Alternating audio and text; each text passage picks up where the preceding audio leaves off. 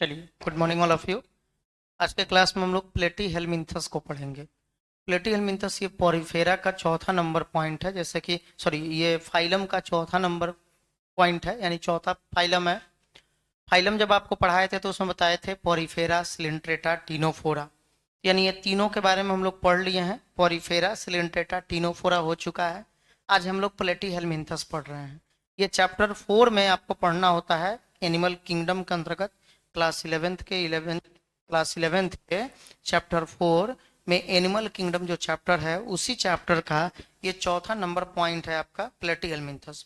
अच्छा, प्लेटी हेलमिंथस जो होता है, ये फाइलम का नाम है प्लेटी हेलमिंथस। इसके अंतर्गत जो है जैसे टेपवर्म, टेपवर्म शामिल होते हैं। टैप नामे से लग रहा है, यानी कि वो कैसा होता है, फीता कृमि उसको हिंदी में बोलते हैं, मतलब फीता के समान, या उसी को चपटा कृमि कहते हैं। तो प्लेटी हेलमिंथस में पाए जाने वाले जो भी जीव होते हैं वो चिपटा होते हैं। बस समझ में, चपटा हुआ होते हैं, चपटा हुआ होता है। अच्छा, अधिकांशतः इसमें जो बॉडी इनका होता है, कुछ बॉडी में सेगमेंटेशन होता है, कुछ में नहीं होता है। तो इनमें बॉडी में सेगमेंटेशन नहीं होता है।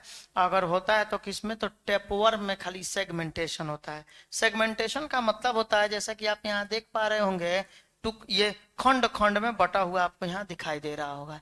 ये खंड खंड में बटा हुआ दिख रहा है, दिख रहा है कि नहीं? इस फिगर में आपको दिख रहा होगा खंड खंड में, ये टुकड़ों में बटा हुआ होता है, तो उसको हम लोग सेगमेंटेशन कहते हैं। ऐसे इस प्रकार से ये कुछ टुकड़ों में बटा हुआ रहेगा, कुछ इस तरह का कटा कटा हुआ रहेगा, तो ये सेगमेंटेशन होता है इसमें। ठीक है, जिसको मेटामेरिज्म कहते हैं, यानी खंडी भवन उसको कहा जाता है हिंदी में, यानी खंड खंड में बटा हुआ होता है। अच्छा, दूसरी बात, इसमें जितने भी प्लेटी हेलमिंथस हैं सब में कटा हुआ नहीं होता है, सब खंडों में बटे हुए नहीं होते हैं, यानी सब में सेगमेंटेशन नहीं होता है। सिर्फ एक किस में होगा, ये रिंग वर्म में ही होता है। बस समझ में आया, रिंग वर्म में होता है, सॉरी टैप वर्म में होता है। फीता कृमि जो है उसमें कटा कटा सा, फीता कृमि में जो है ये कटा कटा हुआ इसके बीच में रहेगा, टैप वर्म में रहेगा। अच्छा, अब इसमें ये जैसा कि आप यहाँ देख रहे हैं, ये क्या है, प्लेनेरिया है। प्लेनेरिया, प्लेनेरिया में रीजनरेशन होता है। प्लेनेरिया में रीजनरेशन होता है। रीजनरेशन का मतलब होता है पुनर्जनन।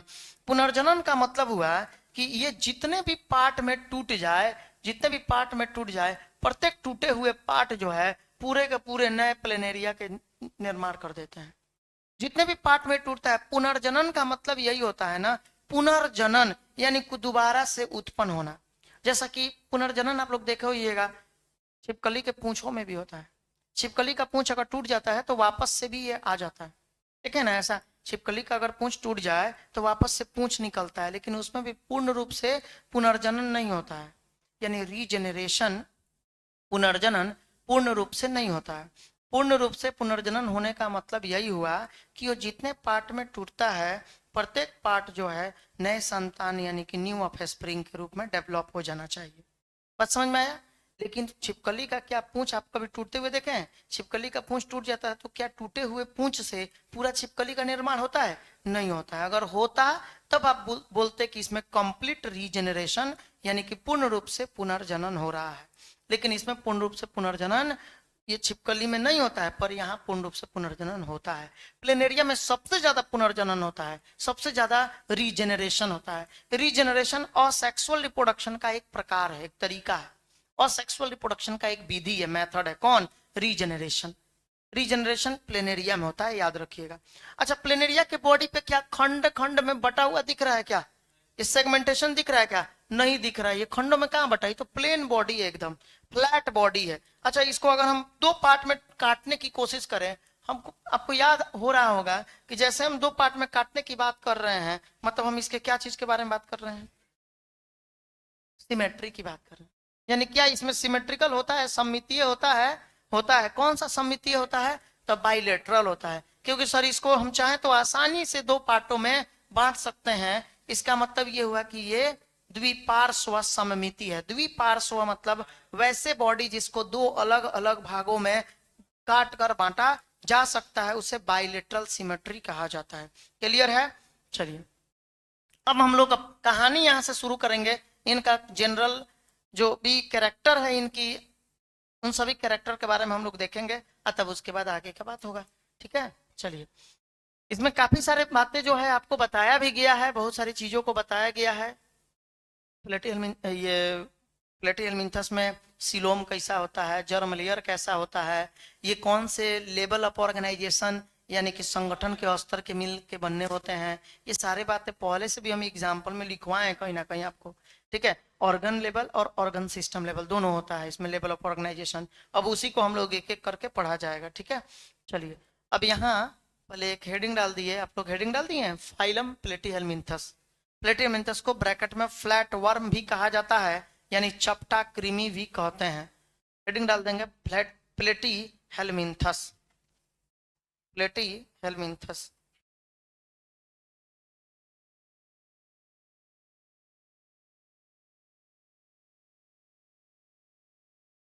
हो गया।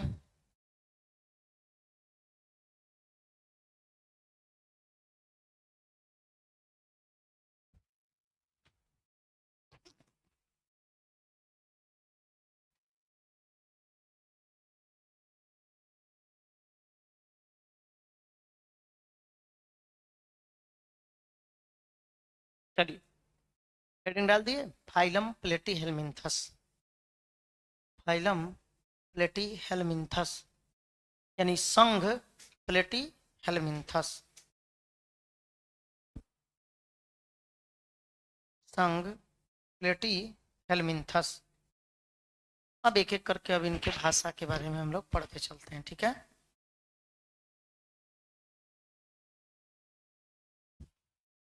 अब इसमें कुछ जनरल, अब हेडिंग डालिएगा क्या, जनरल कैरेक्टर, जनरल कैरेक्टर्स यानी कि सामान्य गुण। क्या बोलेंगे इसको, सामान्य गुण, जनरल कैरेक्टर या सामान्य गुण इनका क्या क्या है। सबसे पहले गुण की बात करेंगे sir, level of organisation, level of organisation. Level of organisation का मतलब होता है संगठन का स्तर।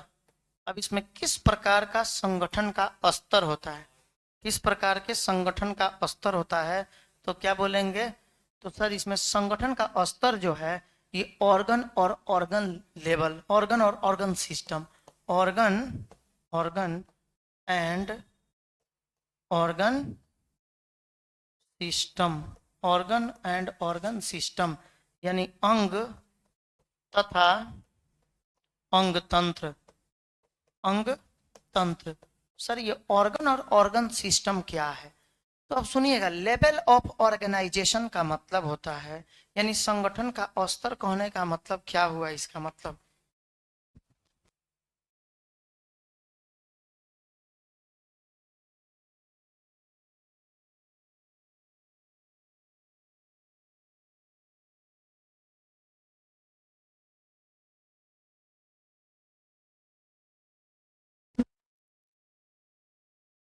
ठीक है।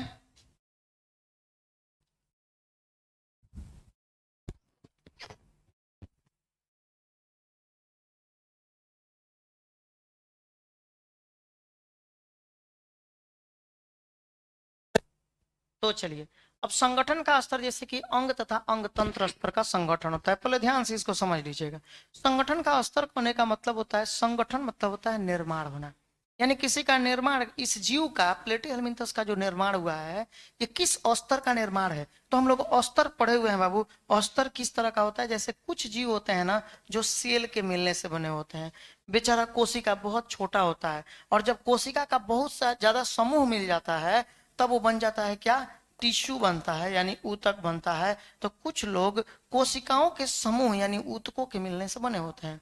अच्छा, कुछ लोग ऐसे होते हैं, कुछ जीव ऐसे होते हैं जो ऊतकों के समूह यानी कि ऑर्गन के मिलने से बने होते हैं, और कुछ जीव ऐसे होते हैं जो अंगों के यानी ऑर्गन के समूह, जिसको हम ऑर्गन सिस्टम कहते हैं, ऑर्गन सिस्टम के मिलने से बने होते हैं। ठीक है, यानी कि देखिए सेल बोले तो सेल का मतलब क्या हुआ, कोशिका। कुछ जीव ऐसे होते हैं जो कोशिका के मिलने से बने होते हैं, तो उनको कोशिका स्तर का संगठन कहा जाता है। कुछ जीव ऐसे होते हैं जो ऊतक स्तर के मिलने से बने होते हैं, यानी ऊतक के मिलने से बने होते हैं, तो उनको ऊतक स्तर का संगठन कहा जाता है, यानी टिश्यू लेवल का ऑर्गेनाइजेशन बोला जाता है। अच्छा, कुछ जीव ऐसे होते हैं जो ऊतकों के समूह के मिलने से बने होते हैं, यानी ऊतकों के समूह बोलने का मतलब हुआ कि जैसे टिश्यू का समूह आपस में मिलेगा तब इससे क्या बन जाएगा, तब इससे अंग बनेगा, यानी अंगों के मिलने से बने होते हैं। और कुछ जीव ऐसे होते हैं जो अंगों के समूह के मिलने से बने होते हैं, तो अंगों का समूह जब एक साथ मिलेगा तब क्या बन जाएगा, ऑर्गन सिस्टम, यानी कि अंग तंत्र बन जाएगा। तो कुछ जीव अंग तंत्र के मिलने से भी बने होते हैं। तो इस तरह से जीवों का विकास जो है, विकास का स्तर यही है, सेल, टिश्यू, ऑर्गन और ऑर्गन सिस्टम। तो अगर प्लेटीहेल्मिन्थस की हम लोग बात करें, प्लेटीहेल्मिन्थस की अगर बात करें कि प्लेटीहेल्मिन्थस किसके मिलने से बना हुआ होता है, तो आप क्या बोलिएगा, सर प्लेटीहेल्मिन्थस जो है ये ऑर्गन और ऑर्गन सिस्टम दोनों के मिलने से बना हुआ होता है। ठीक है, ऑर्गन और ऑर्गन सिस्टम दोनों के मिलने से बना हुआ होता है। बात क्लियर है, किसी को कोई डाउट इसमें नहीं ना है जी? चलिए, तो सर पहला पॉइंट ये हो गया लेवल ऑफ ऑर्गेनाइजेशन, यानी संगठन का स्तर। संगठन का स्तर यही है, अंग तथा अंग तंत्र।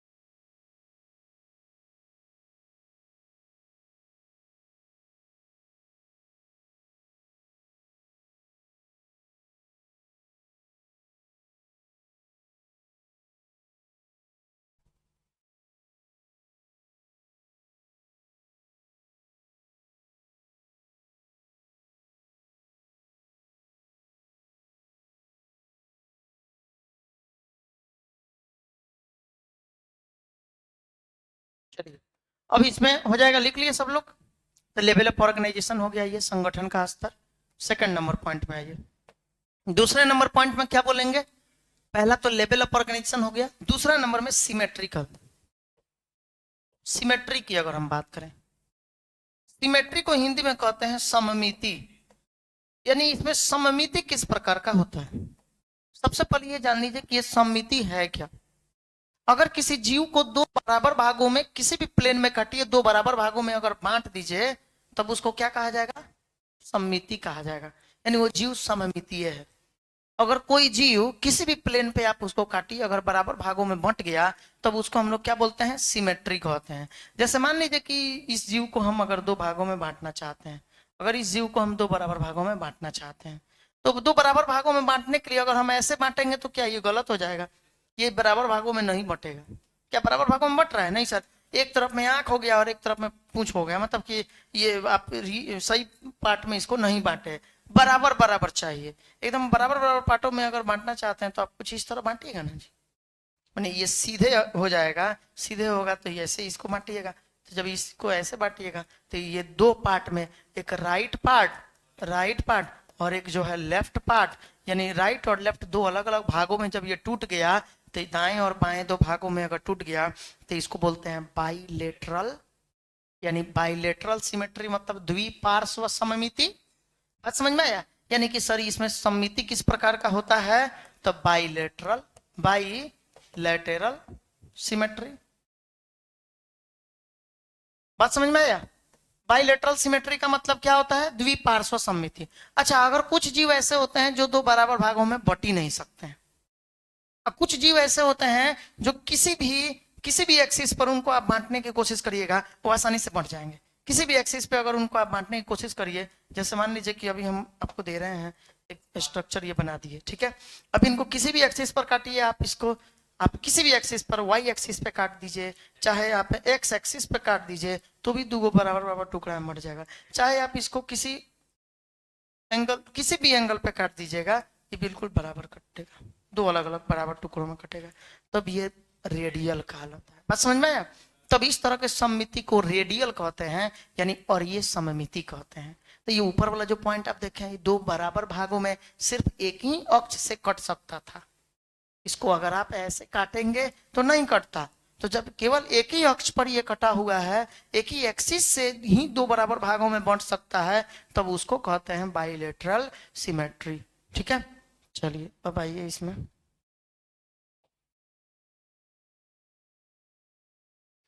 तो ये हो गया बाइलेटरल सिमेट्री, यानी कि द्विपार्श्व सममिति। लिख लेंगे द्विपार्श्व, द्विपार्श्व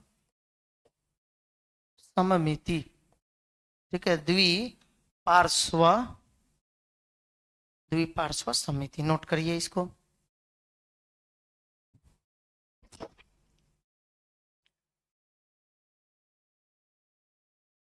चलिए अब इसके बारे में हम लोग क्या देखेंगे, तीसरे पॉइंट, जर्म लेयर। अब सर हम बात करेंगे जर्म लेयर का। जर्म लेयर का मतलब क्या होता है? जनन स्तर या जनन परत। तो जनन परत, इसमें तीनों तरह के जनन परत होते हैं। अब जर्म लेयर की बात हम लोग करेंगे, जनन परत की। तो जनन स्तर का मतलब होता है वैसा स्तर जिसके द्वारा हमारे सभी प्रकार के अंगों का निर्माण होता है। जनन परत, इसी को हम लोग इम्ब्रायोनिक लेयर भी कहते हैं। जर्म लेयर को हम क्या बोलते हैं सर? इसी को इम्ब्रायोनिक लेयर भी, इम्ब्रायोनिक लेयर भी कहा जाता है। इम्ब्रायोनिक लेयर का मतलब क्या होता है? भ्रूणीय, भ्रूणीय स्तर। तो जनन स्तर या भ्रूणीय स्तर, तो वैसा स्तर जिसके द्वारा सभी प्रकार के अंगों का निर्माण हो, उसे जनन स्तर कहा जाता है। बात समझ में आया? जैसे जो बच्चा माता के गर्भाशय के अंदर पल रहा होता है, उस बच्चे में सभी प्रकार के अंगों का जो निर्माण होता है, उसके लिए कौन रिस्पॉन्सिबल होता है सर? जर्म लेयर होता है। जैसा कि आप यहाँ देख रहे होंगे फिगर में जर्म लेयर के बारे में, ये है जर्म लेयर। ठीक है, ये है जर्म लेयर। अच्छा, जनन परत, जनन परत में आप कैसे, यहाँ ये तीन लेयर होता है। एक होता है इक्टोडर्म, बाहर वाला लेयर जो आप देख रहे हैं ये कौन क्या है जी? इक्टोडर्म। इक्टोडर्म का मतलब होता है बाह्य जनन परत, बाह्य जनन परत। अच्छा, उसके बाद क्या होता है? मेजोडर्म। मेजोडर्म मतलब होता है मध्य जनन परत, मध्य जनन परत, मध्य जनन परत हो गया। अच्छा, उसके बाद इंडोडर्म। इंडोडर्म का मतलब क्या होता है? अंतः, अंतः जनन परत, अंतः जनन परत। तो इस तरह से ये तीन तरह के जर्म लेयर होते हैं, यानी कि जनन स्तर होते हैं। ठीक है, जनन स्तर कितने तरह के होंगे? तो तीन तरह के होंगे। कौन कौन? इक्टोडर्म, सबसे बाहर वाला लेयर को इक्टोडर्म बोला गया। मेजोडर्म, बीच वाले को बोला गया। इंडोडर्म, अंदर वाले को बोला गया। ये बात क्लियर है सबको? अच्छा, तो इस तरह से सर जनन परत तीन हो गए। तो सर यहाँ आप तीन जनन परत दिखा रहे हैं, तो वैसे जीव जिसमें तीन जनन परत होते हैं उसको हम क्या बोलते हैं? ट्रिप्लोब्लास्टिक। क्या बोला जाएगा? ट्रिप्लो, ट्रिप्लोब्लास्टिक। ट्रिप्लोब्लास्टिक का मतलब क्या हुआ? त्रिकोरकी, त्रिकोरकी। यानी कि अगर पूछा जाए इसमें जनन स्तर कौन होते हैं प्लेटीहेल्मिन्थस में, तो क्या बोलिएगा? त्रिकोरकी, यानी ट्रिप्लोब्लास्टिक। त्रिकोरकी किसको कहते हैं? तो वैसे जीव जिसमें तीनों जनन परत हो। जनन परत कौन कौन? तीनों, इक्टोडर्म, मेसोडर्म और इंडोडर्म। अगर तीनों जनन परत होगा तो उसको ट्रिप्लोब्लास्टिक यानी त्रिकोरकी कहा जाता है। अगर किसी जीव में दो जनन परत होगा तब उसको डिप्लोब्लास्टिक कहेंगे। वहां मेसोडर्म नहीं होता है, वहां सिर्फ इक्टोडर्म और इंडोडर्म होगा। अगर कोई जीव में दो द्विकोरकी अगर जनन परत है तो इसका मतलब ये हुआ, यानी अगर कोई डिप्लोब्लास्टिक है तो इसका मतलब ये होता है कि उसमें दो ही प्रकार के जनन लेयर होते हैं। कौन कौन? एक होता है इसमें आपका इक्टोडर्म और दूसरा होता है इंडोडर्म। उसमें मेजोडर्म नहीं होगा। मेजोडर्म की जगह पर क्या होगा? मेजोगिलिया होता है उसमें। बात समझ में आया? लेकिन ये कौन, ये क्या है? प्लेटीहेल्मिन्थस क्या है? ट्रिप्लोब्लास्टिक है। तो ट्रिप्लोब्लास्टिक में कितने जनन परत होंगे? तीन जनन परत। कौन कौन? इक्टोडर्म, मेसोडर्म और इंडोडर्म। कोई डाउट इसमें? चलिए, क्लियर है सबका? ओके, इसको लिख लेना है, जर्म लेयर लिख लीजिए triploblastic.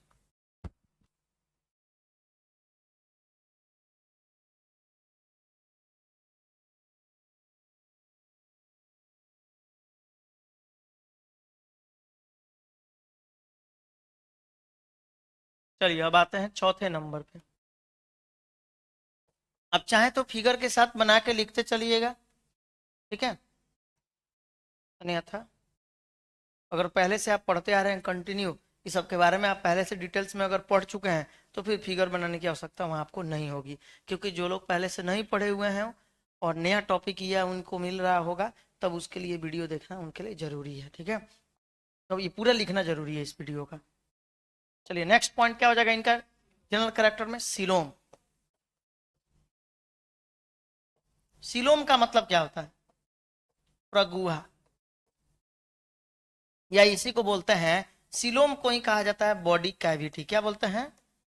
Body cavity. Body cavity का मतलब क्या हुआ? शरीर गुहा, शरीर गुहा, बॉडी कैविटी। अच्छा, तो प्रगुहा, सीलोम को प्रगुहा कहते हैं। अच्छा, प्रगुहा क्या है? तो देखिए, हमारे बॉडी का वैसा लेयर, हमारे बॉडी का वैसा कैविटी, वैसा गुहा जिसको दोनों तरफ से मेजोडर्म स्तरित करता हो। अब ये मेजोडर्म ऊपर में आपको बताएं, ये मेजोडर्म क्या है सर? ये जनन परत का माध्यमिक स्तर होता है, यानी कि it is the middle layer of germ layer, it is the middle part of germ layer. बात समझ में आया? यानी कि जनन स्तर का मध्य भाग जो होता है उसको मेजोडर्म कहते हैं। तो अगर मान लीजिए कि दो तरफ से मेजोडर्म हो, वैसा बीच का गुहा हो, बीच का कोई कैविटी हो, और दोनों तरफ मेजोडर्म हो। दोनों तरफ मेजोडर्म का मतलब समझे? दोनों तरफ से कोई खाली गुहा है। जैसे मान लीजिए कि हम यहाँ पे आपको बताते हैं, तो गुहा उसी को बोलते हैं। जैसे मान लीजिए कि ये दो तरह का लेयर हो गया, ये दो तरह का लेयर हुआ, इसके बीच में खाली जगह देख रहे हैं आप? अच्छा, आई इसमें जो है, यहाँ भी मेजोडर्म और यहाँ भी मेजोडर्म। देखिए, ये भी, ये क्या है सर? ये भी मेजोडर्म है, ये भी मेजोडर्म है, और ये भी मेजोडर्म है। बात समझ में आया? अच्छा, और ये मेजोडर्म है और ये भी मेजोडर्म है। अच्छा, इसके बीच का जो खाली भाग जो आप ये देखें, ये क्या है? ये कैविटी है। ये खाली कैविटी जो आप देख रहे हैं, ये दोनों तरफ से किससे घिरा हुआ है? मेजोडर्म से। घिरा है कि नहीं? ध्यान से देखिए, अरे मेजोडर्म से घिरा है कि नहीं? मेजोडर्म से घिरा हुआ है। मेजोडर्म क्या है सर? जनन परत का माध्यमिक स्तर है। तो ये भी मेजोडर्म अंदर वाला, बाहर वाला भी मेजोडर्म, ये दोनों के दोनों बैगनी कलर से जो बना है ये मेजोडर्म हो गया। इनके बीच में एक खाली भाग आपको दिखाई दे रहा है कि नहीं? तो इसी खाली भाग को कैविटी, यानी कि यही होता है सीलोम, प्रगुहा। समझ में आया क्या? अरे गुहा या प्रगुहा, समझ में आया? अच्छा, एक तरीके से और हम बताए थे, अगर हम लोग अपने बॉडी पे ही देखें, तो बॉडी पे, ये बॉडी का बाहरी सतह है, वाल है बॉडी का हमारा बाहरी सतह। अच्छा, इसके अंदर जब जाइएगा ना, तो आपको हमारा ये इसके अंदर ऑर्गन दिखाई देंगे। तो अंग और हमारे बॉडी बाहरी हमारे ऑर्गन, जो अंदर ऑर्गन है, जैसे मान लीजिए हमारा गट ही है, हमारा पूरा का पूरा आहार नाल है, जो हमारे माउथ से लेकर एनस तक फैला हुआ है। तो यहाँ बीच में एक स्टोमैक, यहाँ बाएं तरफ में ऊपर में स्टोमैक होता है ना जी, यहाँ उधर गुहा में ऊपर बाएं तरफ में क्या होता है? स्टोमैक होता है, अमाशय होता है। तो अमाशय, स्टोमैक के बाहरी सतह और हमारे बॉडी के बाहरी सतह के बीच थोड़ा बहुत गैपिंग रहता है कि नहीं? रहता है ना। तो उसी खाली जगह को क्या बोला जाता है? सीलोम कहा जाता है, यानी बॉडी कैविटी उसी को कहते हैं, सीलोम, प्रगुहा। अच्छा, तो अब अगर बात हम लोग करें कि क्या इसमें सीलोम होता है कि नहीं होता है, तो इसमें सीलोम नहीं होता है। ये क्या होता है जी सर? ये ऑसिलोमेट होता है। क्या बोलिएगा? ऑसिलोमेट होता है, ऑसिलोमेट होता है। ऑसिलोमेट का मतलब क्या हुआ? अगुह्य, अगुह्य। तो उसमें फिगर ये वाला नहीं होगा, वहां फिगर ये मत बना लीजिएगा आप लोग। ये हम तब समझाएं जब वो सीलोम हो, सीलोम हो तो तब वो मेजोडर्म से स्तरित होगा। लेकिन यह है ऑसिलोमेट। ये क्या होते हैं जी? ऑसिलोमेट होते हैं। ऑसिलोमेट का मतलब, चलिए ऑसिलोमेट लिख लिए। सीलोम क्या होगा इसमें, यानी प्रगुहा क्या होगा? ऑसिलोमेट। अब बाकी यहाँ आप देख सकते हैं इसमें ऑसिलोमेट, सिलोमेट, ये सब आप सीडोसिलोमेट को देख सकते हैं, ठीक है। जैसे ये ऑसिलोमेट, ये क्या होगा? ऑसिलोमेट, ऑसिलोमेट के लिए ये फिगर होगा। यहाँ जो है ये इक्टोडर्म है, बाहरी लेयर, और इसमें जो है ये अंदर वाला सीधे आपका क्या है जी, ये मेजोडर्म है। अब मेजोडर्म के अंदर यहाँ क्या है, इंडोडर्म है, और उसके अंदर क्या है, गट है। गट यानी शरीर का अंदर का गुहा हो गया। अच्छा, क्या यहाँ गट जो है दोनों तरफ से मेजोडर्म के द्वारा स्तरित हो रहा है क्या? नहीं हो रहा है, तो यही होता है आपका ऑसिलोमेट। ठीक है, तो ये याद रखिएगा। हटा दिया जाए, फिगर यहाँ से देख लेंगे। चलिए अब आते हैं हम लोग सीलोम के बाद क्या होगा 5वें नंबर में,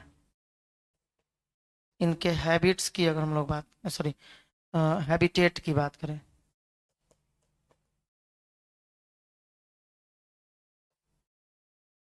हैबिटेट्स, हैबिटेट्स का मतलब क्या होता है? आवास।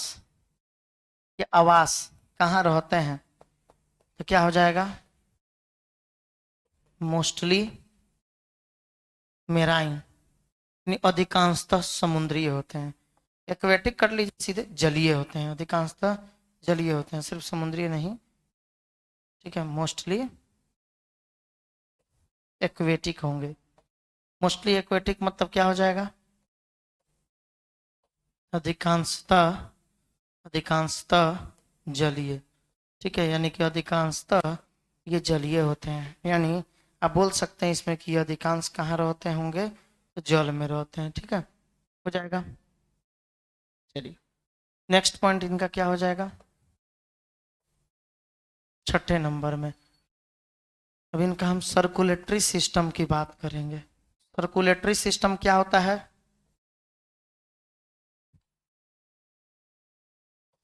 सर्कुलेटरी सिस्टम को हम लोग हिंदी में क्या बोलते हैं जी?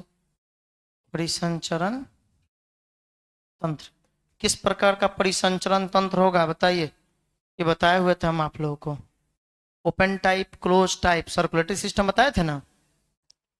Circulatory system, sorry circulatory system जो है आपको बताया गया था, परिसंचरण तंत्र यानी इनमें बॉडी पार्ट, बॉडी के पार्ट में जो हृदय से निकलने वाले रक्त जो जाते हैं, परिसंचरण तंत्र का मतलब होता है, परिसंचरण तंत्र का मतलब हुआ कि हमारे बॉडी में जैसे रक्त का जो परिवहन होता है ना, उसी को परिसंचरण तंत्र कहते हैं। यानी कि लिक्विड पदार्थ जो भी हमारे बॉडी में एक जगह से दूसरे जगह जा रहे होते हैं, तरल पदार्थ, ये सब परिसंचरण तंत्र जिसके मदद से जाते हैं, सब परिसंचरण तंत्र होता है। तो हृदय से निकलने वाला रक्त जो है इनके बॉडी में किसके द्वारा प्रवाहित होता है? क्या किसी रुधिर वाहिका से प्रवाहित होता है, या ओपन डायरेक्ट प्रवाहित हो जाता है? तो सर्कुलेटरी सिस्टम इसमें अपसेंट हो जाएगा, यानी ओपन टाइप होता है। बात समझ में आया? ओपन टाइप होगा, ओपन टाइप लिख सकते हैं, यानी खुले प्रकार का, खुले प्रकार का, खुले प्रकार, या आप क्या बोल सकते हैं, या फिर आप क्या बोल सकते हैं, या अपसेंट भी, अपसेंट लिख सकते हैं। अपसेंट क्यों लिखेंगे सर, ओपन टाइप का होता है ना, तो अपसेंट क्यों? अरे नहीं समझे बात को। जैसे मान लीजिए कहने का मतलब हुआ कि जैसे हम लोगों में जो रक्त का परिवहन होता है ना, यानी रक्त हमारे शरीर में एक जगह से जो दूसरे जगह जाता है, वो जाता है अट्रिया के मदद से, अट्रिया के मदद से, आर्टरी, आर्टरी के मदद से, आर्टरी के मदद से, कैपिलरी के मदद से, या फिर वेन के मदद से। ठीक है, हम लोग के शरीर में रक्त का जो परिवहन होता है वो या तो किसके द्वारा होता है, रुधिर वाहिका 3 तरह के होते हैं, यानी धमनी यानी आर्टरी, या फिर वेन यानी सीरा, नस जिसको आप कहते हैं। अच्छा, उसके बाद कैपिलरी यानी कोशिकाएं, पतले पतले से नलिका होती है, इनके द्वारा हमारे हृदय से निकलने वाला रक्त शरीर के अन्य अंगों में पहुंचते हैं, तो उसमें बोला जाएगा कि उसमें परिसंचरण तंत्र पाया जाता है। लेकिन कुछ जीवों में परिसंचरण तंत्र नहीं पाया जाता है। इसका मतलब क्या हुआ कि उसमें खुले प्रकार का होता है। खुले प्रकार का मतलब क्या हुआ, तो हृदय से निकलने वाला रक्त शरीर में सीधे प्रवाहित हो जाता है, बहता है, सीधे बॉडी में, बॉडी के पार्ट में बह रहा होता है, और उनके शरीर में जितने भी अंग होते हैं ना, वो उस जल, उसमें, उस खून में डूबे हुए होते हैं, उस ब्लड में डूबे हुए होते हैं। लेकिन हम लोग में बॉडी का पार्ट ब्लड में डूबा हुआ नहीं रहता है। क्यों? हम लोग के बॉडी के अन्य अलग अलग ऑर्गन में, अंग में जितना जितना रक्त का आवश्यकता होता है, ये सब रक्त किसके माध्यम से आता है? एक नलिका के माध्यम से जाता है। नहीं देख रहे हैं? नस वस नहीं देख रहे हैं? है कि नहीं? इसमें इससे होकर पास करते रहता है। ऐसा नहीं कि काट दिए, जहां से काटे आप वहां से पूरा ब्लड निकल जाएगा। जब तक नस नहीं कटता है, देखते हैं, ब्लड नहीं निकलता है। जो ब्लड निकलता है उस सराउंडिंग जो पार्ट में रहता है वो निकलता है। बाकी आप नस जब कट जाएगा तभी आपका ब्लड जो है पूरा निकलना शुरू हो जाएगा। ठीक है, तो यानी कि हम लोग में रुधिर वाहिका के द्वारा रक्त प्रवाहित होता है, तो हम लोग में परिसंचरण तंत्र पाया जाता है। लेकिन प्लेटिहेल्मिन्थस में परिसंचरण तंत्र ओपन टाइप का होता है, यानी खुले प्रकार का होता है, या उसी को आप लोग क्या बोलिएगा? अब्सेंट होता है। चलिए, अब इसमें जो है हम लोग देखेंगे रिस्पायरेटरी सिस्टम। रिस्पायरेटरी सिस्टम का मतलब क्या हुआ? रिस्पायरेटरी सिस्टम मतलब होता है बाबू श्वसन तंत्र।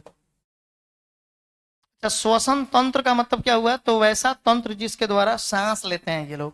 तो इसमें श्वसन तंत्र भी क्या हो जाएगा सर? अब्सेंट हो जाएगा, यानी कि अनुपस्थित हो जाएगा। ठीक है, अनुपस्थित हो जाएगा, याद रखेंगे। इसमें श्वसन तंत्र भी यानी रिस्पायरेटरी सिस्टम भी अब्सेंट होता है। सांस लेने के लिए जिस तरह हम लोग के पास में हम लोग नाक से सांस को खींचते हैं, फिर कहाँ भेजते हैं? फेफड़ा में। तो हमारा हृदय फेफड़ा के अंदर एल्ब्यूलाई होता है, कुपिका होता है, गोला गोला सा, और उस कुपिका में रक्त का ऑक्सीजन और कार्बन डाइऑक्साइड के बीच आदान प्रदान होता है। ऑक्सीजन का आदान प्रदान यानी सांस जो हम लोग जो भी लेते हैं वो ऑक्सीजन कहाँ जाता है? हमारे एल्ब्यूलाई में, कुपिका में जाता है। फेफड़ा में कुपिका, गोला गोला सा कुपिका होता है, और उसी के द्वारा वो एक क्या है? एयर सैक है, यानी हवा की थैली है।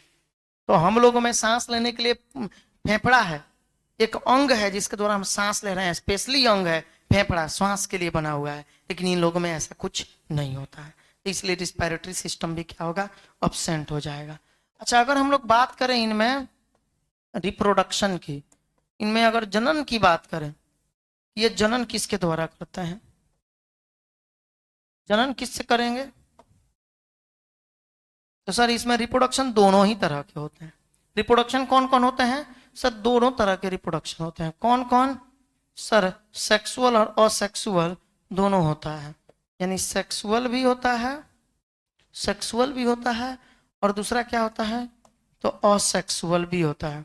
यानी सेक्सुअल बोलने का मतलब क्या होता है? लैंगिक जनन। सेक्सुअल मतलब क्या हो गया? लैंगिक जनन। तो ये लैंगिक जनन भी करते हैं, ये लैंगिक जनन भी करते हैं और अलैंगिक जनन भी करते हैं। लैंगिक तथा अलैंगिक। लैंगिक जनन तो आप लोग जानते हैं कैसे करते हैं, लेकिन अलैंगिक में ब्रैकेट में लिख लेंगे क्या? Fragmentation and regeneration. Fragmentation and regeneration. ठीक है, ये जनन, लैंगिक जनन करने के लिए तो आपको पता है कि sir male gamete female gamete आपस में मिलेंगे, जाइगोट बनेगा, जाइगोट टूटकर एम्ब्रियो भ्रूण बनेगा, भ्रूण फिर डेवलप होकर संतान बनेगा। लेकिन असेक्सुअल रिप्रोडक्शन, अलैंगिक जनन, ये फ्रेगमेंटेशन। फ्रेगमेंटेशन का मतलब क्या होता है? खंडी भवन। खंडी भवन, या इसी को क्या बोलते हैं? विखंडन। अरे आया समझ में? विखंडन। रीजनरेशन का मतलब क्या होता है? पुनर्जनन। पुनर्जनन, या पुनर्जनन को ही दूसरे भाषा में, दूसरे नाम में हम क्या जानते हैं? पुनर्जनन को ही पुनरुद्ध भवन कहा जाता है। क्या कहा जाता है? पुनरुद्ध भवन।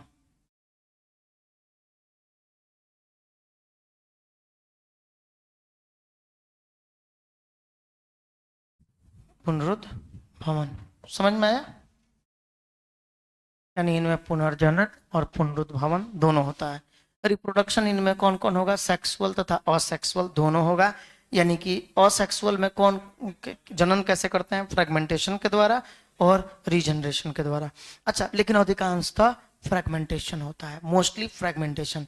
अच्छा, फ्रेगमेंटेशन में और रीजनरेशन में कोई अंतर नहीं है, बस इतना ही है। अगर मान लीजिए कि इसमें बॉडी पार्ट अगर दो भागों में टूट गया, अगर इसमें बॉडी पार्ट जो है दो पार्टों में टूट गया तो प्रत्येक टूटे हुए भाग जो हैं, देखिएगा अगर इसमें बॉडी पार्ट दो भागों में टूट गया तो इसके प्रत्येक टूटे हुए भाग क्या होंगे, इसके प्रत्येक टूटे हुए भाग नए संतान के रूप में विकसित हो जाएंगे। बस यही बात है। एक मिनट देखिए देखिए, जैसे मान लीजिए कि ये हो गया, ये हुआ क्या, प्लेनेरिया। प्लेनेरिया में क्या होता है, जैसे ये प्लेनेरिया हो गया, प्लेनेरिया का बॉडी कई टुकड़ों में बंट जाता है। देखिएगा ध्यान से सुनिएगा, प्लेनेरिया का बॉडी कई टुकड़ों में बंट जाता है। कब, तो ये as a result and due to injury लिख दीजिए सीधे, due to injury. Due to injury का मतलब क्या हुआ सर, चोट लगने के कारण। किसके कारण, चोट लगने के कारण, चोट लगने के कारण। तो देखिए क्या बोले हम, ये जैसे प्लेनेरिया है तो प्लेनेरिया में चोट लगने के कारण यानी ड्यू टू इंजरी, चोट लगने के कारण इनका बॉडी क्या होगा, इनका बॉडी सर कई टुकड़ों में बंट जाता है। मतलब इसके छोटे छोटे टुकड़े हो जाते हैं। बात समझ में आया, छोटे छोटे, जैसे मान लीजिए कि छोटा छोटा टुकड़ा, ये छोटा छोटा टुकड़ा में बंट गया, इसके छोटे छोटे कई तरह के अलग अलग ये खंड में बंट गया।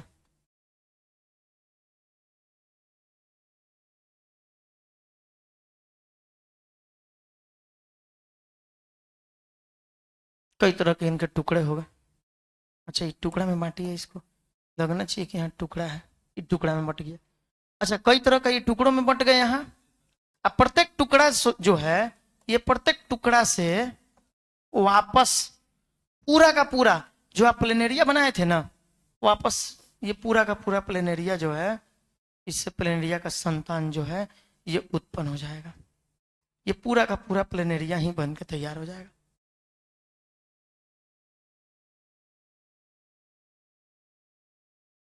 समझ में आया, पूरा का पूरा प्लेनेरिया बन गया। तो समझे बात को, यानी कि ऐसे ही होता है इसमें पुनर्जनन, रीजनरेशन। रीजनरेशन अब समझ में आ गया।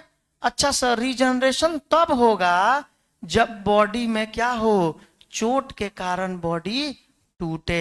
अरे छिपकली को शौक थोड़े होता है कि छिपकली चाहती है हम नया पूंछ निकाल लें, तब उसके लिए जाके वो बैठे रहती है खिड़की के पास में। आप कोई आएगा, कोई मनुष्य दैत्य के रूप में आएगा, खिड़की बंद करेगा, तब तक मेरा पूंछ टूट जाएगा, और उसके बाद मेरा पूंछ टूटेगा, उसके बाद से नया पूंछ निकलेगा, सुंदर सुंदर पूंछ निकलेगा। कोई ऐसा तो शौक नहीं होता है उसका। लेकिन उसमें पुनर्जन्म जब भी होता है तो किसके कारण होता है, चोट लगने के कारण। केकड़ा देखे हैं आप लोग, क्रैब, क्रैब का अगर मान लीजिए कि कट भी जाए ना, जिसके द्वारा नहीं पकड़ता है या चलता है, पकड़ के काटता है, देखते होइएगा, जिसके द्वारा अगर टूट भी जाए तो ये वापस निकल जाता है, यानी उसमें भी रीजनरेशन होता है। तो सर इसमें भी रीजनरेशन जो हो रहा है, लेकिन ये कंप्लीट रीजनरेशन नहीं होता है। कंप्लीट रीजनरेशन जो है प्लेनेरिया में ही होता है।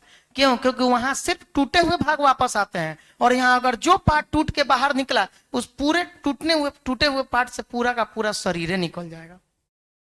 तब यहाँ क्या बोलिएगा कि सर इसमें कंप्लीट रीजनरेशन हो रहा है, यानी कि पूरा का पूरा पुनर्जनन हो रहा है। तब समझ में आ गया पुनर्जनन क्या है।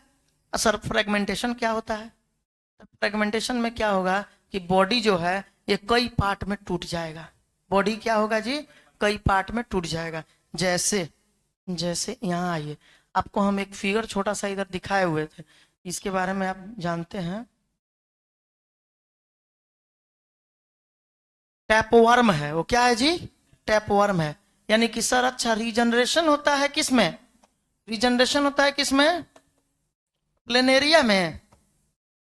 याद रखेंगे प्लेनेरिया, प्लेनेरिया में होगा क्या, रीजनरेशन यानी पुनर्जनन।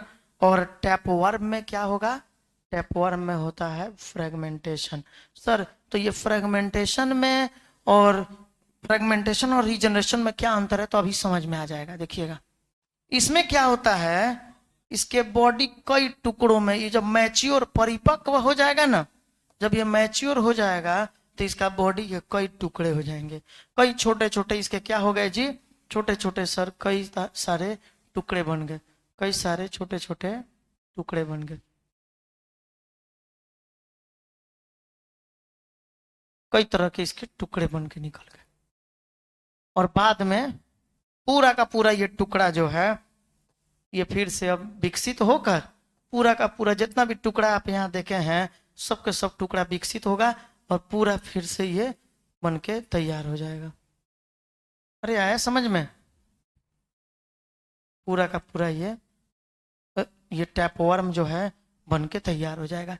ये फोटो आप जो जिसका देखे हैं कौन है ये? सर ये है टैपवर्म। कौन है जी? टैपवर्म है। टैपवर्म का मतलब क्या हुआ? टैपवर्म मतलब सर फीता कृमि, फीता कृमि ये हो गया टैपवर्म। अच्छा तो यहाँ क्या आप देखे कि सर इसके बॉडी का पार्ट स्वाभाविक रूप से, स्वाभाविक मतलब अपने आप यानी मैच्योर होकर, कब टूटेगा सर? ये मैच्योर होकर। मैच्योर मतलब सर परिपक्व होकर। जब ये परिपक्व हो जाता है ना, जब मैच्योर हो जाता है, जब परिपक्व हो जाता है तो इसका ये जो टैपवर्म है यानी फीता कृमि जो है इसके बॉडी कई टुकड़ों में टूट जाते हैं। अब प्रत्येक टुकड़े जो है क्या चीज का रूप ले लेता है? New of spring. New of spring मतलब नए संतान का रूप ले लेता है, इससे नए संतान बन जाते हैं। बस समझ में आया? अच्छा सर तो हम लोग को फ्रेगमेंटेशन में और रीजनरेशन में थोड़ा थोड़ा अंतर दिखाई दे रहा है। यहाँ क्या हो रहा है? यहाँ हो रहा है रीजेनरेशन। क्या हो रहा है जी? रीजेनरेशन। यहाँ क्या हो रहा है? फ्रेगमेंटेशन। अच्छा ये तो फ्रेगमेंटेशन हुआ और रीजेनरेशन हुआ, ये दोनों के दोनों बिल्कुल समान है, लेकिन अंतर सिर्फ इतना ही है कि फ्रेगमेंटेशन में जो बॉडी टूट रहा है ये स्वाभाविक रूप से मैच्योर होकर टूटता है। इस सब में ऐसा गुण होता है, जब ये परिपक्व हो जाते हैं, मैच्योर हो जाएंगे तो कई टुकड़ों में बंट जाएंगे और प्रत्येक टुकड़े नए संतान के रूप में विकसित हो जाएंगे। लेकिन रीजनरेशन में क्या है कि वो मैच्योर होकर टूटने के बाद छोड़िए, चोट लगने के कारण टूटेगा। बस समझ में आया? चोट लगने के कारण कभी भी टूटा, प्रत्येक टूटे हुए भाग नए संतान के रूप में विकसित हो जाएंगे। आया समझ में? कोई डाउट किसी को इसमें? नहीं ना है जी? चलिए तो वही बातें हम आप लोग को यहाँ बताए हैं। ये रिस्पायरेटरी सिस्टम के बाद रिप्रोडक्शन, यानी इनमें जनन कौन कौन सा होता है? सर इनमें जनन लैंगिक जनन भी होता है और अलैंगिक जनन भी होता है। तो लैंगिक जनन किसके द्वारा होगा और अलैंगिक जनन किसके द्वारा होगा, उसको यहाँ से आप लोग लिख लेंगे।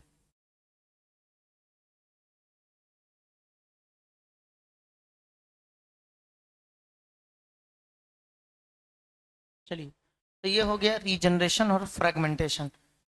ये रीजनरेशन और फ्रेगमेंटेशन ये असेक्सुअल का दो अलग अलग विधि है, यानी कि इसमें असेक्सुअल रिप्रोडक्शन दो तरह से होता है, एक तो फ्रेगमेंटेशन होता है और दूसरा रीजनरेशन होता है। अच्छा अब आएंगे हम लोग ये इनमें, अब इनमें फर्टिलाइजेशन की अगर हम बात करें, फर्टिलाइजेशन कौन सा होगा? रिप्रोडक्शन 8वें नंबर पॉइंट पे था, 9 नंबर पॉइंट लिख लेंगे इनमें फर्टिलाइजेशन। इनमें फर्टिलाइजेशन यानी कि निषेचन जो होता है ये कौन सा होगा? तो सर फर्टिलाइजेशन इंटरनल फर्टिलाइजेशन होता है, इंटरनल फर्टिलाइजेशन होता है। फर्टिलाइजेशन हम आपको बताए हुए हैं, इंटरनल को बोलते हैं बाबू आंतरिक, और निषेचन, ठीक है। निषेचन कौन सा होगा इसमें? आंतरिक निषेचन होगा। निषेचन का मतलब होता है कि मान लीजिए जब स्पर्म, स्पर्म मतलब होता है नर युग्मक, और प्लस ओभम, ओभम का मतलब होता है मादा युग्मक, यानी कि शुक्राणु तथा अंडाणु, शुक्राणु तथा अंडाणु जब आपस में जुड़ता है तो ये क्या कहलाता है? इसी को बोलते हैं फर्टिलाइजेशन। अरे आया समझ में? फर्टिलाइजेशन क्या है? तो सर जब शुक्राणु और अंडाणु आपस में जुड़ता है, यानी नर युग्मक मेल गैमेट तथा फीमेल गैमेट जब आपस में जुड़ जाता है, फ्यूजन करता है, तो उसको क्या बोलते हैं? फर्टिलाइजेशन कहते हैं, यानी कि निषेचन कहते हैं। अच्छा निषेचन जब होता है, निषेचन जब होगा तो निषेचन दो तरह से हो सकता है, या तो बॉडी के अंदर ही अंदर स्पर्म और ओवम आपस में मिल लें, और नहीं तो स्पर्म और ओवम बॉडी के बाहर मिल लें। कहाँ मिलेंगे? तो जमीन पर तो मिलेंगे नहीं। जैसे मान लीजिए जब स्पर्म बेचारा रेंग रहा है तो छटपटा रहा है, ओवम उधर अलग छटपटा रही है, लेकिन वो आपस में मिल नहीं पाएंगे। तो मिलने के लिए कोई तो माध्यम चाहिए ना, ताकि वहां आसानी से ये आपस में मिल सके। तो इनके लिए माध्यम क्या रहता है, कहाँ, पेड़ पर, जल में। जल में क्या होगा, जैसे कुछ जीव, जैसे मेढक के बारे में आप जानते हैं, मेढक जो है स्पर्म को बाहर पानी में छोड़ दिया, ओवम को बाहर पानी में फीमेल छोड़ दी। ये लोग सेक्सुअल रिप्रोडक्शन जब भी करते हैं तो क्वाइटस यानी संभोग के बाद मेल के द्वारा स्पर्म पानी में छोड़ दिया जाता है, उनके बॉडी में नहीं छोड़ा जाएगा, बाहर छोड़ा जाएगा पानी में। और ओवम भी यानी मादा युग्मक को भी फीमेल के द्वारा पानी में छोड़ दिया जाएगा।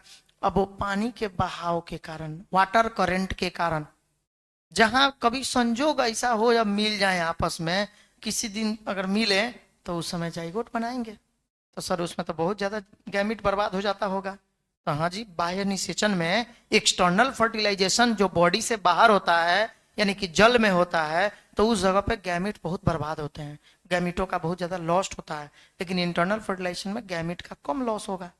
ठीक है, आंतरिक निषेचन का, तो आंतरिक निषेचन कहाँ होगा, तो शरीर के अंदर होने वाले निषेचन को आंतरिक निषेचन कहते हैं। और बाह्य निषेचन क्या है, तो शरीर के बाहर होने वाले निषेचन को बाह्य निषेचन कहा जाता है। और वो कैसे होता है, वो प्रक्रिया बता दी आपको। ठीक है, तो इसमें जो है फर्टिलाइजेशन कौन सा होगा, इंटरनल फर्टिलाइजेशन होगा। अच्छा, उसके बाद 10 नंबर पॉइंट में क्या हो जाएगा, फर्टिलाइजेशन हो गया। इनका डेवलपमेंट की अगर हम लोग बात करें, डेवलपमेंट, डेवलपमेंट का मतलब क्या होता है बाबू, इनका विकास कैसे होता है। डेवलपमेंट मतलब विकास। तो विकास जीवों का दो तरह से होता है।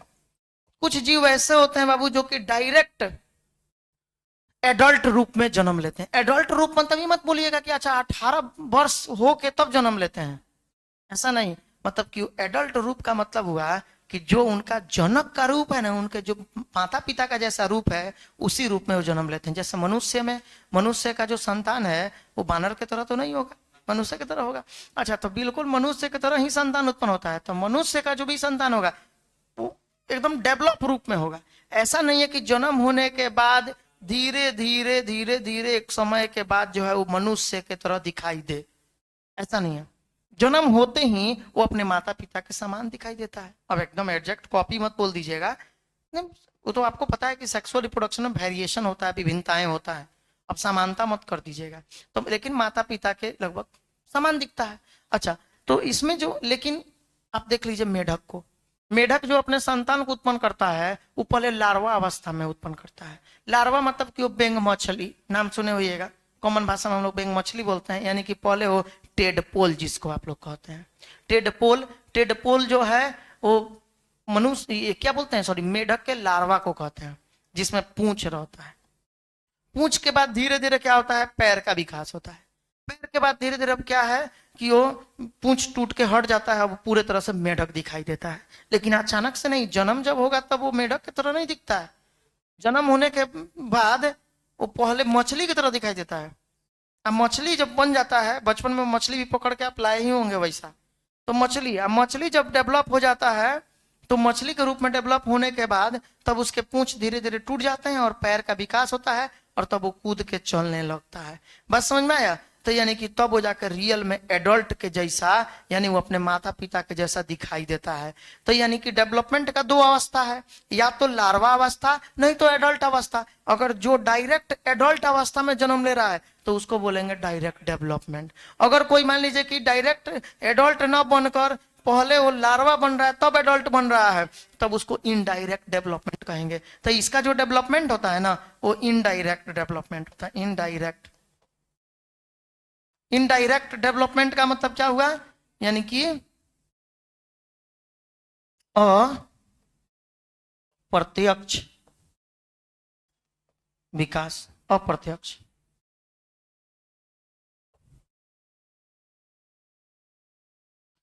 हो गया, अप्रत्यक्ष विकास होता है। चलिए, तो ये डेवलपमेंट हो गया। फर्टिलाइजेशन हो गया इसका, डेवलपमेंट हो गया, विकास हो गया इसका। अच्छा, ये लोग एक लिंगी होते हैं कि द्विलिंगी होते हैं, ये एक पॉइंट यहां लिख लेना है। चलिए लिख लेंगे, they are bisexual. Bisexual मतलब हर्माफ्रोडाइट यानी कि उभय लिंगी। उभयलिंगी किसको कहते हैं? द्विलिंगी को। यानी ये द्विलिंगी होते हैं। अरे आया समझ में? ये द्विलिंगी होते हैं।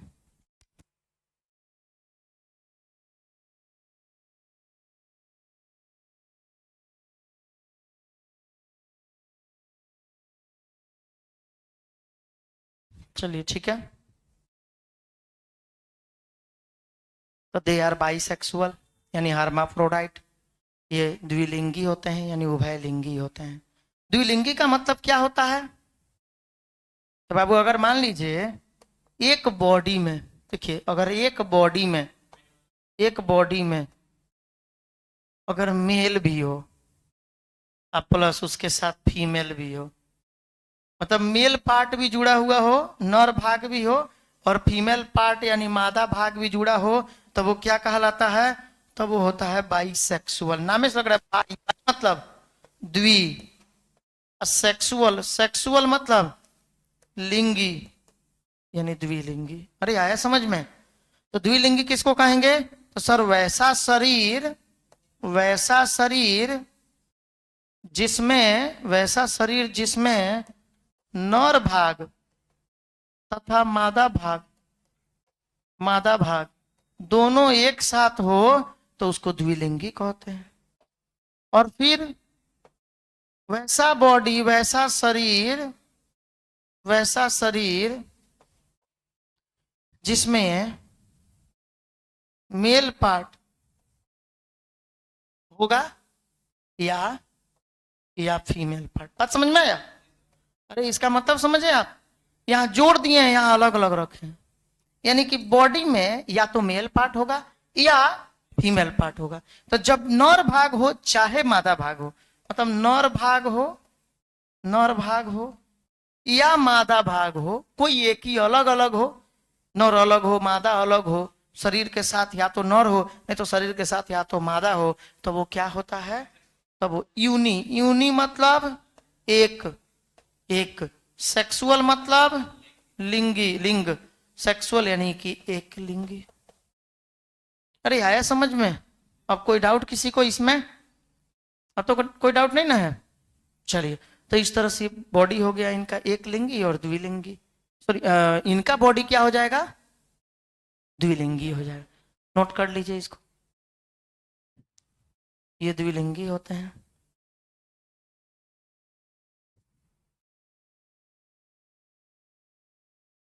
हो गया?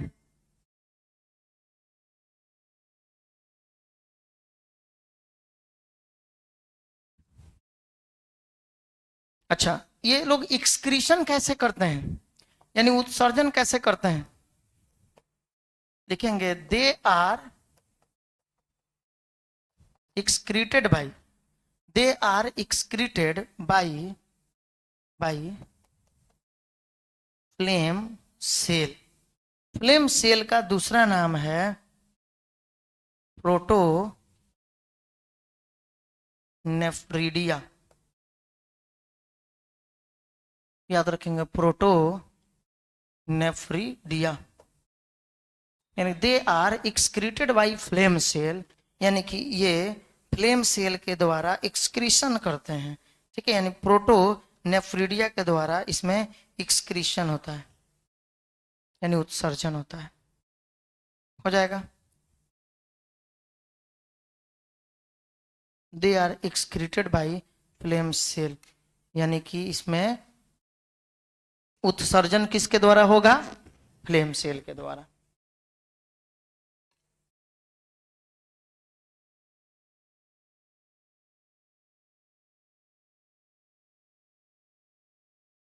चलिए लिख लेंगे हिंदी इसका।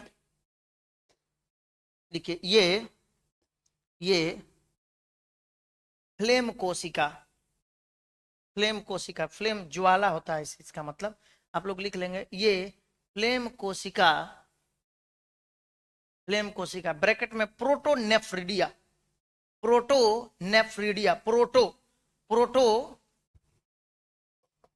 प्रोटोनेफ्रिडिया, प्रोटोनेफ्रिडिया, ये प्रोटोनेफ्रिडिया लिख लिए। ये फ्लेम कोशिका ब्रैकेट में प्रोटोनेफ्रिडिया के द्वारा उत्सर्जन करते हैं, के द्वारा उत्सर्जन करते हैं। हो गया। ये प्रोटोनेफ्रिडिया यानी फ्लेम कोशिका के द्वारा उत्सर्जन करते हैं। हो गया। चलिए, हो गया। अब देखना है कि इनके जो पैरासाइटिक फॉर्म होते हैं, यानी कि जो पैरासाइटिक फॉर्म ऑफ प्लेटिहेल्मिन्थस, ये सब क्या है जी? मतलब ये हो गया sir parasitic, parasitic form of, parasitic form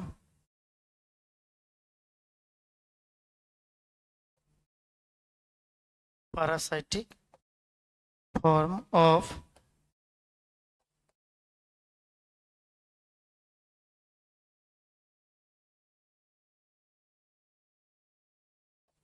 form of platyhelminthes, यानी हम लोग अभी देख रहे हैं जिस प्लेटिहेल्मिन्थस को, ये सब पैरासाइटिक फॉर्म में है। पैरासाइटिक फॉर्म मतलब परजीवी अवस्था, यानी कि इसका मतलब क्या हो गया? इसका मतलब हो गया प्लेटिहेल्मिन्थस के, प्लेटिहेल्मिन्थस, प्लेटिहेल्मिन्थस मिन्थस के परजीवी अवस्था, परजीवी अवस्था। तो प्लेटिहेल्मिन्थस के परजीवी अवस्था क्या कहता है? तो प्लेटिहेल्मिन्थस के परजीवी अवस्था का मतलब हो गया सर कि यहाँ ये बताया जा रहा है कि परजीवी, जो भी परजीवी होते हैं, मतलब जो दूसरे के शरीर में रहते हैं, जो दूसरे के शरीर से अपना भोजन प्राप्त करते हैं, उनको हम लोग क्या बोलते हैं? परजीवी अवस्था कहते हैं। जैसे कि टैपवर्म को ही आप देख लिए, ये दूसरे जीवों से अपना भोजन प्राप्त करता है। तो ये किस प्रकार से भोजन प्राप्त करेगा? तो ये बेचारा अपने साथ में दो चीज को रखता है, एक हुक, दूसरा सॉकर, यानी कि they have hook and soccer. ठीक है, हुक एंड सॉकर। अब देखिए कौन कौन सा है। ये जो आप यहाँ देख रहे हैं, ये है हुक, सॉरी, हाँ ठीक है, हुक है, हुक है। हुक तो आप लोग देखे ही होइएगा। हुक कहाँ देखे हैं सर हम लोग?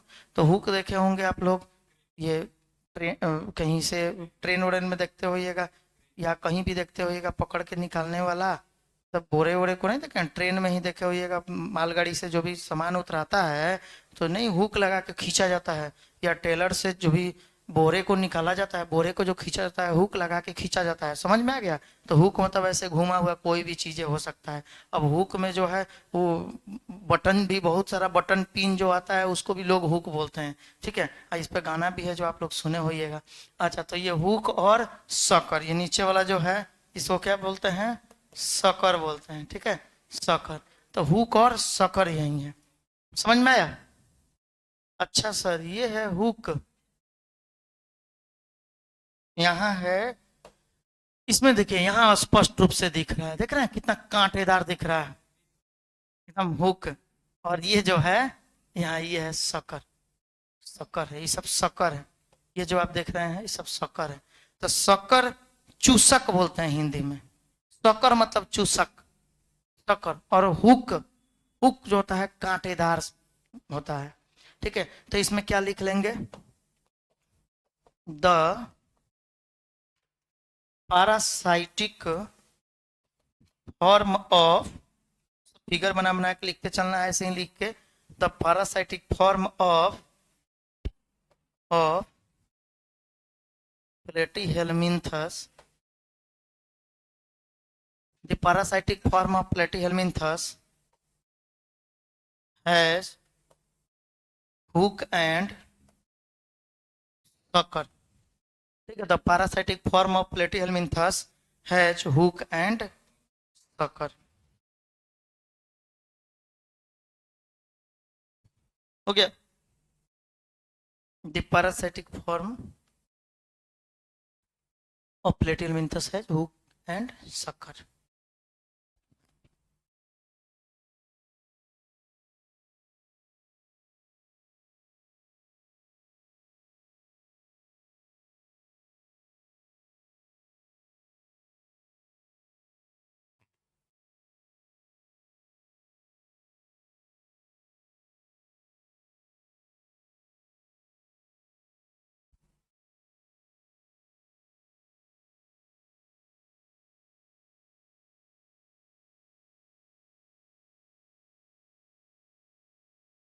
हो गया।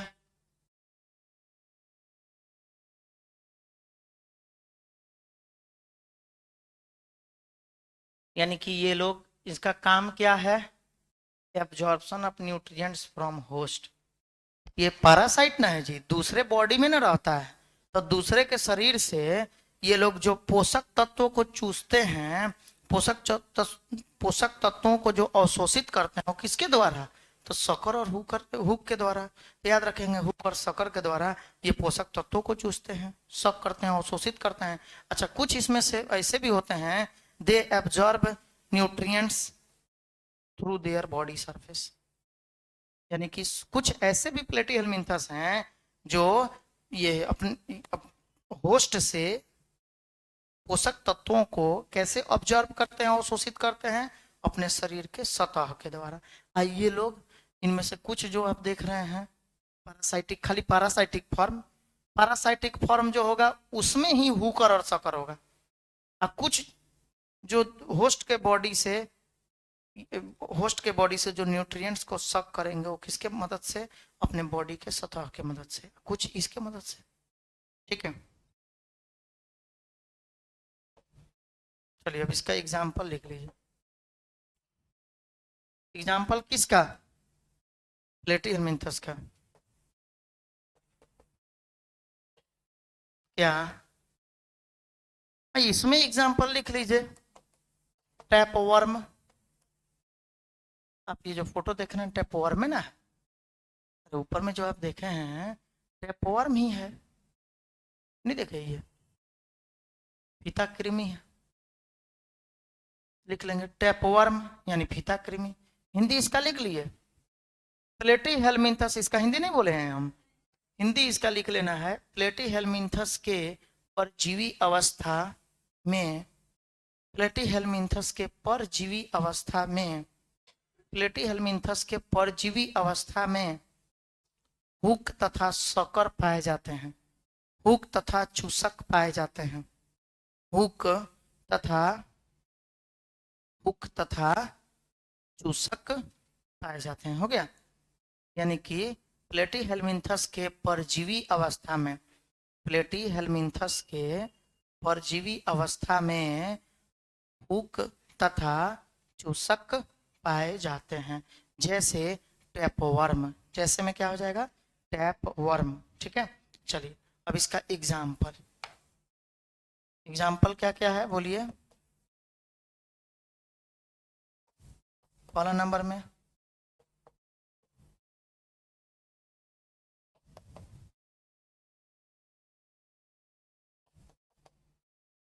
Taenia solium. ठीक है, टीनिया सोलियम एक दिया है, एनसीईआरटी का ही हम लोग को एग्जाम्पल याद रखना है। दूसरा फैसियोला, फैसियोला। और तीसरा क्या हो जाएगा? प्लेनेरिया।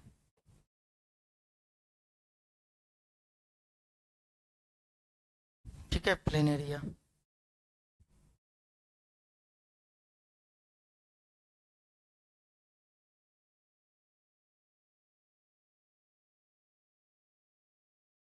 लिख लिया। टीनिया सोलियम, तो क्या पढ़ेंगे? Taenia solium. अच्छा, फैसियोला, फैसियोला, प्लेनेरिया,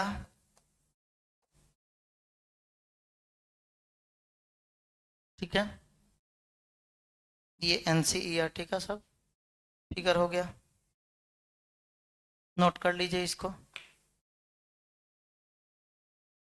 चलिए कुछ अन्य एग्जाम्पल यहाँ है, Taenia solium Fasciola planaria, Fasciola को ही लीवर फ्लग कहते हैं। इसके अलावा अन्य कुछ है यहाँ पे, फ्लैट वर्म जैसे marine flat worm, fresh water planarians, flukes तो आपको पता ही है, उसी को लीवर फ्लग कहते हैं। टैपवर्म ये आपको बता ही दिए, टैपवर्म इसका एग्जाम्पल है, जो इसका कौन सा अवस्था होता है, इनका पैरासाइटिक स्टेज होता है, परजीवी अवस्था होता है, ठीक है। इधर ये देखिए टैपवर्म हो गया, ये प्लेनेरिया हो गया, लीवर फ्लग हो गया। लीवर फ्लग को ही हम लोग फैसियोला भी कहते हैं, ऊपर बता दिया गया है, ठीक है। तो ये सब आप यहाँ से बाकी एक्स्ट्रा जो है आपको दिख रहा है, टिनिया सोलियम यही है स्ट्रक्चर इसका, टिनिया सोलियम का, ठीक है। चलिए इसको यहाँ तक आप पढ़ लेंगे, ये आपका कंप्लीट हो गया, ठीक है, कंप्लीट हो गया ये।